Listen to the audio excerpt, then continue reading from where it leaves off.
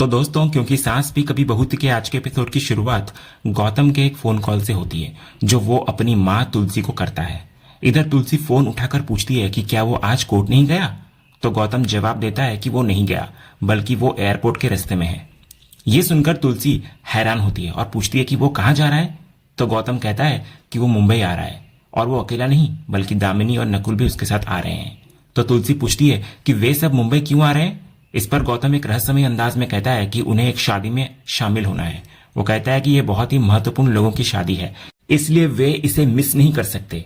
इधर जब तुलसी पूछती है कि शादी किसकी है, तो गौतम बात को और भी घुमाते हुए कहता है कि यह किसी जानकार की शादी है जिन्हें तुलसी भी जानती है।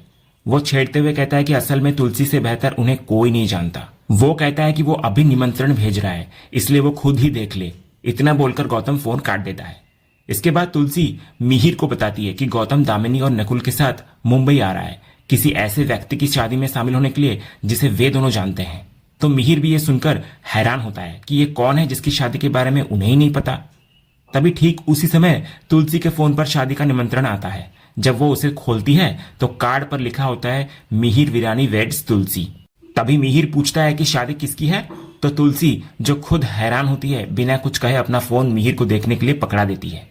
तो मिहिर कार्ड को देखता है और फिर हैरान होकर तुलसी की तरफ देखते हुए पढ़ता है, तुलसी वेड्स मिहिर। अगले दृश्य में तुलसी ने घर के सभी युवा सदस्यों को हॉल में इकट्ठा किया होता है।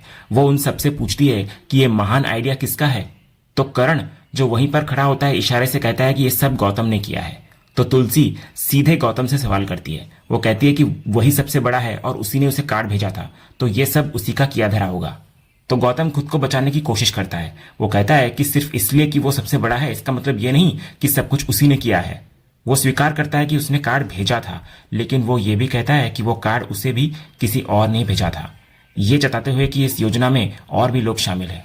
इसके बाद जब तुलसी गौतम पर अपनी और मिहिर की शादी की योजना बनाने का आरोप लगाती है तो गौतम तुरंत सारा इल्जाम शोभा पर डाल देता है। शोभा इधर खुद को बचाते हुए कहती है कि आइडिया तो मुन्नी का था। तो मुन्नी कहती है कि उसने तो बस सोचा था, लेकिन बात को आगे शोभा ने बढ़ाया। ये ब्लेम गेम जारी रहता है। शोभा कहती है कि सबसे ज्यादा उत्साहित तो परी थी। इधर परी मानती है कि वो उत्साहित थी, लेकिन कार्ड तो ऋतिक ने बनाया था। तो ऋतिक कहता है कि उसे आइडिया देव और पार्थ ने दिया था। तो देव और पार्थ कहते हैं कि ये सब तो पहले से ही तय था। इसके बाद जब सब एक दूसरे पर इल्जाम लगाने लगते हैं तो तुलसी गुस्से में सबको चुप कराती हुई नजर आती है। तभी इतने में गायत्री बीच में आती है और तुलसी को कहती है कि वो नाराज क्यों हो रही है, क्योंकि वो भी यही चाहती है। वो कहती है कि अगर तुलसी अपने ठाकुर जी से पूछेगी तो वे भी यही चाहेंगे। ये सुनकर तुलसी निराश हो जाती है और कहती है कि इसका मतलब है कि उसने शांति निकेतन वापस आकर ही गलती कर दी, क्योंकि अगर वो नहीं आती तो ये सब होता ही नहीं। तभी गौतम तुलसी को समझाता है कि अगर वे सब ये चाहते हैं तो इसमें गलत ही क्या है, क्योंकि वे बस अपने माता पिता को एक साथ देखना चाहते हैं। इस पर तुलसी मुद्दे को बदलते हुए कहती है कि अभी प्राथमिकता परी है, जिसकी एक बेटी है और उसे अपना घर बसाना है। तो इस पर गौतम कहता है कि उन्हें परी की भी चिंता है और उसने उसके लिए एक लड़का भी देख रखा है और वो है आर्यन। इसके बाद वो आर्यन को सबके सामने लाता है और उससे पूछता है कि उनकी बात हुई थी या नहीं। तो आर्यन इस पर कहता है कि हाँ, बात हुई थी, लेकिन उसने थोड़ा समय मांगा था। तो इस पर गौतम कहता है कि अब समय पूरा हो गया है और उसे अपना फैसला बताना ही होगा, हाँ या ना।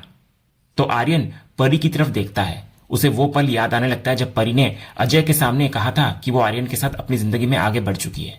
ये सोचकर आर्यन हिम्मत जुटाता है और सबके सामने कह देता है कि हाँ, मैं करूंगा परी से शादी। तो इस पर सब लोग बहुत खुश हो जाते हैं। तभी गौतम फिर परी से पूछता है कि उसका क्या फैसला है। वो कहता है कि शोभा ने उसे बताया कि परी के मन में भी आर्यन के लिए एक सॉफ्ट कॉर्नर है।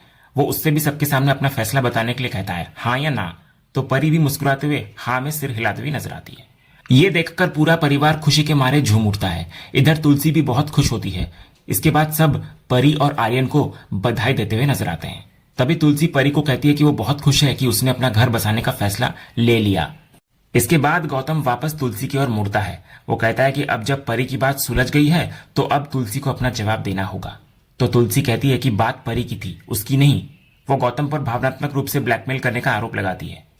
तभी मिहिर बीच में आकर कहता है कि ये ब्लैकमेल नहीं बल्कि बच्चों का प्यार है। वो तुलसी से उनकी भावनाओं को समझने की विनती करता है, लेकिन तुलसी अपने फैसले पर अड़िग रहती है। वो कहती है कि उसे जितना समझना था वो समझ चुकी है और ये शादी नहीं होगी। इसके बाद जब तुलसी मिहिर से शादी करने से साफ इनकार करती है तो करण चुपके से परी के कान में कुछ कहता है। तो ये सुनते ही परी तुरंत अपनी माँ तुलसी के पास जाती है और कहती है कि वो उनकी बात से पूरी तरह सहमत है। वो कहती है कि अगर तुलसी चाहती है कि जैसा चल रहा है वैसा ही चलने दिया जाए तो ठीक है, लेकिन फिर वो भी शादी नहीं करेगी। तो तुलसी ये सुनकर हैरान हो जाती है और पूछती है कि ये क्या बात हुई। तो परी अपनी शर्त साफ तौर पर रखती हुई नजर आती है कि वो शादी तभी करेगी जब तुलसी भी शादी करेगी। इधर तुलसी कहती है कि ये एक बहुत ही अजीब शर्त है। इस पर परी समझाती है कि ये शर्त नहीं है बल्कि वही भावना है जो तुलसी उसके लिए रखती है। जैसे तुलसी चाहती है कि परी अपनी जिंदगी में खुश रहे और उसे एक साथी मिले, वैसे ही परी भी अपनी माँ के लिए यही चाहती है। वो नहीं चाहती कि उसकी माँ अकेली रहे। वो कहती है कि अगर तुलसी को शादी नहीं करनी है तो कोई बात नहीं, वे दोनों ही शादी नहीं करेंगे और अकेली रहेंगी। तो इस पर तुलसी परी को समझाने की कोशिश करती है कि वो अपनी तुलना उससे ना करे, क्योंकि उसकी उम्र अभी बहुत छोटी है और पूरी लाइफ उसके सामने पड़ी है, जबकि उसका जीवन तो लगभग बीत चुका है। तो इस पर परी कहती है कि वो कंपेयर नहीं कर रही, बल्कि सिर्फ ये चाहती है कि उसकी माँ हाँ कह दे। वो कहती है कि उसका फैसला भी यही है कि अगर तुलसी हाँ बोलेगी तो ही वो शादी करेगी, वरना नहीं। इधर परी की इस शर्त से नाराज होकर तुलसी पूरे परिवार के सामने कहती है कि ये क्या तमाशा चल रहा है। तो गायत्री उसको समझाती है कि इसमें अजीब क्या है, और ये भी सोचने को कहती है कि अगर वे पति पत्नी नहीं रहेंगे तो परी का कन्यादान कैसे करेंगे। तुलसी कहती है कि तलाकशुदा माता पिता भी अपनी बेटी का कन्यादान करते हैं और इस वजह से शादी करना कोई तर्क नहीं है। तभी करण कहता है कि ये शादी उन्हें अपने लिए करनी है। ऋतिक भी इधर परी का समर्थन करता है। इसके बाद सारे बच्चे एक साथ तुलसी से प्लीज प्लीज करने लगते हैं। मिहिर भी इशारों में उनका साथ दे रहा होता है। तो तुलसी उसे भी टोकती है, लेकिन मिहिर कहता है कि उसकी तो पहले से ही हाँ है। इसके बाद जब तुलसी ज्यादा नाराज हो जाती है तो मिहिर बच्चों को समझाता है कि रिश्ते शर्तों पर नहीं बल्कि प्यार से बनते हैं और उन्हें इस तरह अपनी माँ पर दबाव नहीं डालना चाहिए। वो कहता है कि शादी करना या ना करना ये पूरी तरह से तुलसी का अपना फैसला होगा। इधर परी भी मिहिर की बात समझती है और कहती है कि वो अपनी माँ पर दबाव नहीं डाल रही, बल्कि सिर्फ उन्हें समझाने की कोशिश कर रही है, जैसे बड़े बच्चों को सही रास्ता दिखाते हैं। फिर अंत में परी अपनी माँ से कहती है कि फैसला उन्हीं का है और वो जितना समय लेना चाहे ले सकती है, लेकिन उसने अपना फैसला सुना दिया है। अगले सीन में करण नंदिनी के कमरे में आता है, लेकिन शायद कुछ कहने की हिम्मत नहीं जुटा पाता और जाने लगता है। तभी नंदिनी उसको पीछे से रोकती है। वो करण के सामने खड़ी होती है और उसे अपने पुराने दिन याद आते हैं, जब उसने करण से कहा था कि वो जानती है कि करण भी उससे उतना ही प्यार करता है जितना वो उससे करती है।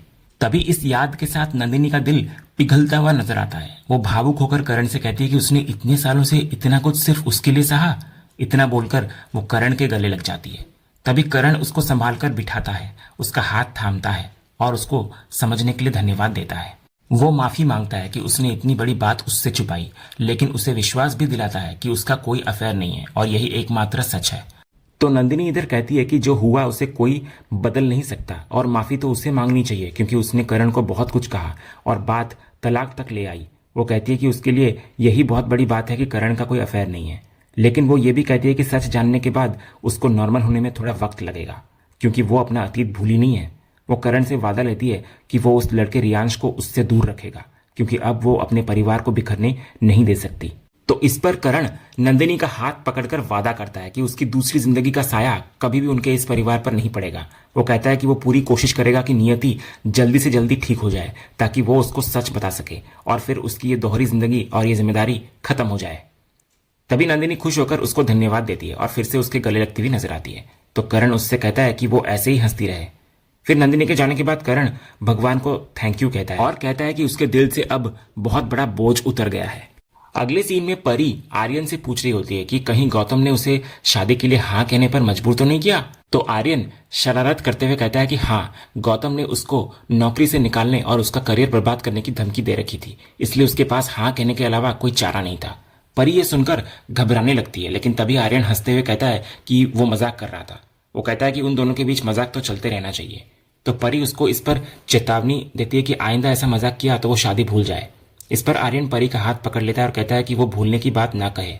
वो रोमांटिक अंदाज में कहता है कि जैसे ए फॉर एप्पल और बी फॉर बॉल हमेशा याद रखते हैं, वैसे वो उसके लिए ए फॉर एप्पल और बी फॉर बेबी बन गई है, जिसे वो कभी भूल नहीं सकता।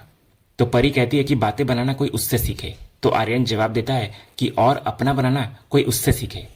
इसके बाद आर्यन अपनी भावनाओं को बहुत ही ईमानदारी से व्यक्त करता है। वो कहता है कि ये कहना कि वो उससे बहुत प्यार करता है अभी बहुत जल्दबाजी होगी, लेकिन वो ये जरूर कह सकता है कि उसे परी जैसी अच्छी दोस्त कभी नहीं मिल सकती, और अगर उसके जैसी दोस्त पूरी उम्र साथ रहे तो उसे और कुछ नहीं चाहिए।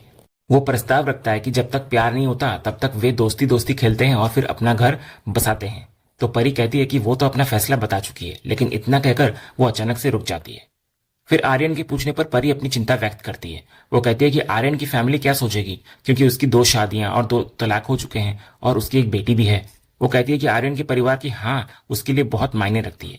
वो कहती है कि आर्यन तो उसके परिवार से मिल चुका है, लेकिन वो आर्यन के परिवार से सालों पहले मिली थी। वो पूछती है कि क्या एक बार उनकी मीटिंग हो सकती है। तो आर्यन तुरंत मान जाता है और कहता है कि वो अभी मीटिंग फिक्स करवाता है। लेकिन परी उसको रोकती है और कहती है कि इतनी जल्दी करने की जरूरत नहीं है, क्योंकि उसे भी अपनी माँ तुलसी के फैसले का इंतजार करना है। वो उसे अपनी शर्त याद दिलाती है। तो आर्यन मुस्कुराकर कहता है कि उसे तो बस ए फॉर एप्पल याद है, बाकी सब भगवान के हाथों में है। अगले सीन में तुलसी सिर दर्द से परेशान होती है, तो मिहिर उसका हाथ पकड़कर उसके सिर दर्द को कम करने के लिए प्रेशर पॉइंट दबाता है। लेकिन तुलसी अपना हाथ छुड़ा लेती है और अपनी नाराजगी जाहिर करती है। वो कहती है कि उसका सिर दर्द इसलिए कर रहा है क्योंकि बच्चे, खासकर परी, शर्त लगाकर बैठे हैं और मिहिर ने उन्हें कुछ नहीं कहा। वो चिंता व्यक्त करती है कि इतनी मुश्किल से परी के लिए आर्यन जैसा अच्छा लड़का मिला है, लेकिन सब लोग उनकी शादी को छोड़कर तुलसी और मिहिर की शादी के पीछे पड़े हैं। वो अपनी परेशानियों को गिनाती है कि अंश का बेटा उनके सामने आ गया है, इतनी सारी मुसीबतें चल रही है और उन्हें नंदिनी की भी चिंता करनी है क्योंकि वो भी उनकी जिम्मेदारी है। तभी ठीक उसी समय नंदिनी, जो वहां से गुजर रही होती है, तुलसी की बातें सुन लेती है। वो कमरे में आती है और बहुत ही प्यार और सम्मान के साथ कहती है, वैसे आप मेरी जिम्मेदारी है माँ। वो तुलसी के पास आकर बैठती है और कहती है कि ये पूरा घर और ये परिवार भी तो उसी की जिम्मेदारी है ना। इसके बाद नंदिनी सच्चे दिल से कहती है कि वो भी यही चाहती है कि तुलसी और मिहिर एक हो जाए। तभी तुलसी कहती है कि लेकिन नंदिनी को इस सबसे उभरने में और खुद को संभालने में वक्त लगेगा। इस पर नंदिनी एक बहुत ही परिपक्व जवाब देती है। वो कहती है कि उसने अपने मन को मजबूत करना सीख लिया है और ये भी उसने तुलसी से ही सीखा है। वो कहती है कि होनी से कोई नहीं लड़ सकता और अगर होनी ने ही अंश के बेटे को उनके सामने लाकर खड़ा कर दिया है तो वे कुछ नहीं कर सकते। वो फैसला करती है कि जब तक रियांश उसके सामने नहीं आएगा वो उस बारे में सोचेगी ही नहीं और इस बात का असर खुद पर नहीं होने देगी। वो मानती है कि इसमें टाइम लगेगा, लेकिन वो वादा भी करती है कि वो ये कर लेगी। वो तुलसी को फिर समझाती है कि अगर वे इस बात को ऐसे ही बढ़ाते रहेंगे तो उनकी लाइफ कभी सामान्य नहीं हो पाएगी और सामान्य होना सिर्फ उसके लिए नहीं बल्कि पूरे परिवार के लिए और खासकर समायरा के लिए बहुत जरूरी है। वो अंत में तुलसी से विनती करती है कि अगर वो उसकी यानी कि नंदिनी की वजह से शादी का फैसला नहीं ले रही है तो वो ऐसा ना करे। और इसी सीन के साथ आज का ये एपिसोड यहीं पर खत्म होता है। तो दोस्तों, आपको आज के एपिसोड का कौन सा सीन सबसे ज्यादा पसंद आया हमें कमेंट करके जरूर बताएं। अगर आप क्योंकि सांस भी कभी बहू थी के फैन हैं और कोई भी अपडेट मिस नहीं करना चाहते तो हमारे चैनल को सब्सक्राइब करना ना भूलें और बेल आइकन को भी जरूर दबाएं। हम मिलेंगे अगले एपिसोड के अपडेट के साथ, तब तक के लिए धन्यवाद।